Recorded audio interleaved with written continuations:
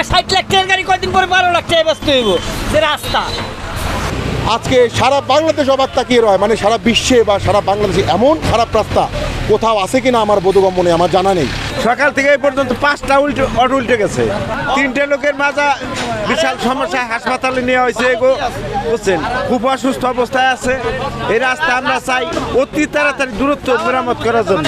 ওরে আল্লাহ, মৃত্যুর পরে মৃত্যু, আরে কিছু মাছ ছেড়ে দিতে বলছি। এর ভিতরে রাস্তার ভয়াবহ অবস্থা, ভয়াবহ খারাপ, খারাপের তারা লিমিট থাকে, আনলিমিট খারাপ। হ্যাঁ, রুগী মৃত্যুর পরে মৃত্যু। এবার মাছ ধরতেছি আনন্দে, যে এরকম সুযোগ তো আর পাওয়া যায় না। রাস্তার মধ্যে পুকুর হয়েছে, মাছ আছে, এরকম তো সামান্য সুযোগ।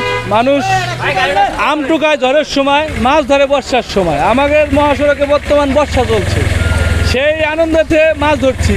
অনেকে অনেক মাছ ধরে নিয়ে গেছে, আমিও কিছু মাছ নেওয়ার আশায় আসছি। অসুস্থ মানুষ তো অসুস্থ হচ্ছেই, তাদের জীবন নিয়ে ঝুঁকির মধ্যে চলে যাচ্ছে, এবং সুস্থ মানুষও যদি এই 30 কিলোমিটার পথ পাড়ি দিতে যায় তারাও অসুস্থ হয়ে যাচ্ছে।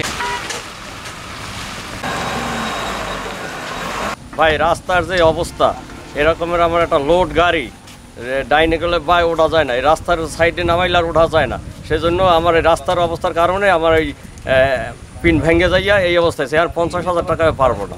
আসলে ভাই ফরিদপুর টু ভাঙ্গা 32 কিলোমিটার হাইওয়ে রাস্তা, এর যে বেহাল দশা ভাষায় প্রকাশ করা সম্ভব না। এটা বাস্তবে দেখলেও নিজের কাছে অবাক মনে হয়, আসলে কি রাস্তা নাকি অন্য কিছু। আজকে আপনারা দেখতে পেলেন আমরা প্রতিবাদ স্বরূপ আমরা এখানে ধানের চারা রোপণ করলাম, আজকে আমরা মাছ চাষ করলাম, এখানে আমরা পাট জাগ দিলাম। আসলে আমাদের এটা করার উদ্দেশ্যটা কি? আমরা চাই সমাধান।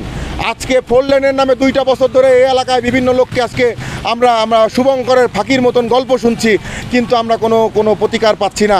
আজকে আমরা দেখতে পাচ্ছি এখানে মনে করেন যে প্রতিটা দিন আপনারা দেখতে পেলেন কয়েকটা দিন আগে এখানে 7 জন লোক এই মানে সড়কের কারণে আপনার দুর্ঘটনার কবলে পড়ে 7টা প্রাণ এখান থেকে ঝরে গিয়েছে। আপনারা জানতে পেরেছেন সাংবাদিক বন্ধুরা।